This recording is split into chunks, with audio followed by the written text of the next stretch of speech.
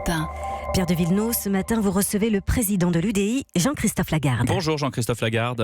Bonjour. Question d'actualité, ça vous choque Donald Trump en Irak en plein shutdown ou pas ? Donald Trump me choque assez régulièrement et il me choque beaucoup plus lorsqu'il regroupe les troupes américaines de Syrie, où il va abandonner les Kurdes qui ont malheureusement pour eux, une fois de plus, payé le prix du sang. À nos côtés, c'est eux qui ont battu Daesh plus que nos troupes françaises, américaines, etc. Et qui vont se faire massacrer demain à la fois par Bachar el-Assad et par M. Erdogan, les troupes de Turquie. Je trouve ça lamentable et il me choque beaucoup plus dans ce cadre-là que quand il vient faire le malin en Irak. Mais quand il dit que les Américains ne peuvent plus être le gendarme du monde, ça vous inspire quoi ? Je pense qu'il aurait mieux fait qu'ils n'interviennent pas en Irak à l'époque. Jacques Chirac l'avait dit. Mais pour autant, quand les États-Unis se replient sur eux-mêmes, ils laissent derrière eux tout un tas de désastres qu'ils ont créés eux-mêmes. Et donc il s'agit de ne pas simplement se replier pour des raisons financières. Je ne vais pas vous poser la question sur Alexandre Benalla, mais sur Emmanuel Macron, le fait qu'il se soit volatilisé sans laisser d'adresse, pareil, choqué, pas choqué ? Non, ça je trouve ça parfaitement normal. Je ne vois absolument pas pourquoi le président de la République serait, quand il est en vacances, quand il est en congé... Justement parce que c'est le président de la République et il faudrait quand même savoir... Eh bien justement, parce qu'il est le président de la République, il doit être toujours joignable par l'Élysée, pas forcément toujours sous la vue des Français. Je ne vois pas l'intérêt. Nous sommes à quelques mois du scrutin européen, Jean-Christophe Lagarde, on ne va pas se mentir, ça ne passionne pas les Français. Vous avez fait une petite équation pour mener une liste, 3% des voix pour pouvoir rembourser les frais de campagne, 5% pour avoir quelques députés dans l'hémicycle. Vous y êtes, on a le compte ? Pardon, j'ai pas du tout fait d'équation. Moi, j'ai regardé simplement une chose aujourd'hui. Vous parliez de Donald Trump à l'instant. Nous dépendons trop des États-Unis parce que, en fonction de ce qu'ils décident, parce que nous ne sommes pas ensemble, on est obligé de suivre. Ce sera le cas en Irak. Nous dépendons trop de la Chine qui est en train d'acheter nos ports, nos aéroports et de nous vendre tout ce qu'elle veut sans que nous réagissions. Nous dépendons trop de M. Poutine que nous évoquions il y a un instant. Bref, la réalité, c'est que je regarde la Grande-Bretagne et je vois que quand on est seul dans le monde d'aujourd'hui, on ne peut rien faire. On est isolé, on est bloqué, on est faible. Regardez nos amis britanniques dans quel désarroi ils sont. Et il n'y a que rassemblés que les Européens peuvent reconquérir leur indépendance, faire en sorte de défendre leurs frontières ensemble, faire en sorte d'avoir un FBI contre les terroristes, faire en sorte de ne pas dépendre du dollar, mais avec l'euro, de décider nous-mêmes de notre politique, ne pas défendre l'environnement tout seul, comme on a voulu le faire en France, parce que c'est forcément à l'échelle de notre continent au moins que ça se joue. Mais je file la métaphore de la solitude, comme vous le dites, Jean-Christophe Lagarde. Pourquoi est-ce que vous êtes seul et vous vous démarquez de la République En Marche dans ce cas-là ?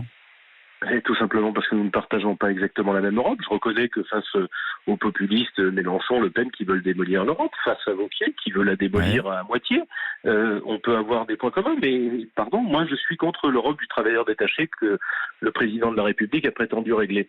Il nous a dit que ce problème est réglé quand il est arrivé au pouvoir. C'est pas vrai, il y en a partout sur nos chantiers. Moi je suis contre la concurrence déloyale entre salariés européens.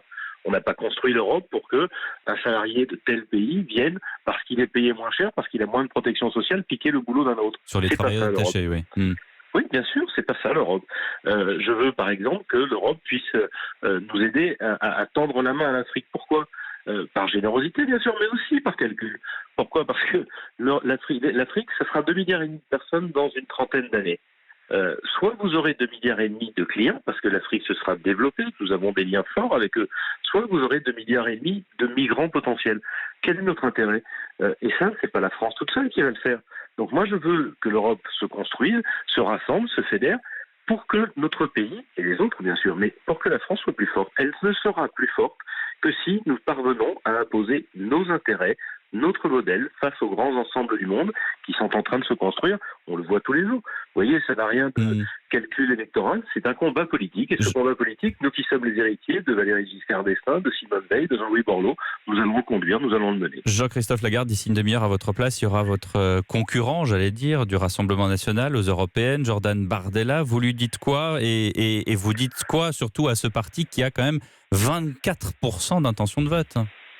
Oh, mais c'est pas à lui que j'ai envie de parler, c'est aux Français, en leur disant que vous voyez bien que si vous écoutez le Front National comme M. Mélenchon, eh bien nous allons quitter l'Europe. Regardez dans quel état sont les Britanniques. Pensez-vous franchement que la France seule, à 70 millions d'habitants, va s'imposer dans un monde de 7 milliards où on voit que quand on discute avec la Chine, quand on discute avec les États-Unis, quand on discute avec la Russie, avec l'Inde, nous ne faisons pas le poids seul. Ça ne veut pas dire que la France n'a pas de poids, ça ne veut pas dire qu'elle n'a pas de pouvoir, ça ne veut pas dire qu'elle va disparaître.